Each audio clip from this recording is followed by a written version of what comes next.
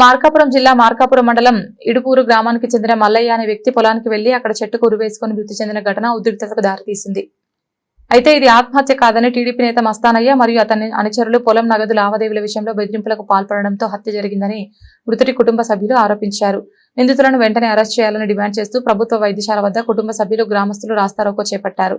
సంఘటన తెలుసుకున్న గ్రామీణ SI Vemana, CI Subbarao, DSP Nagaraju సంఘటన స్థలానికి చేరుకొని మృతుడి కుటుంబ సభ్యులకు నచ్చజెప్పే ప్రయత్నం చేశారు.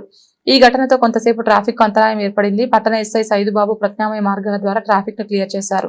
ఈ సందర్భంగా మృతుడి కుటుంబ సభ్యులు మాట్లాడుతూ ఇది ముమ్మాటికి ఆత్మహత్య కాదని హత్యను ఆత్మహత్యగా చిత్రీకరిస్తున్నారని ఆరోపించారు. తక్షణమే నిందితులను అరెస్ట్ చేసి తమకు న్యాయం చేయాలని డిమాండ్ చేశారు. ఈ నిరసన కార్యక్రమంలో మృతుడి కుటుంబ సభ్యులు, గ్రామస్తులు పెద్ద సంఖ్యలో పాల్గొని నిందితులను కఠినంగా శిక్షించాలని, వెంటనే అరెస్ట్ చేయాలని డిమాండ్ చేస్తూ రోడ్డుపై బైఠాయించారు. పోలీసులు కేసు నమోదు చేసి దర్యాప్తు చేపట్టినట్లు తెలిపారు.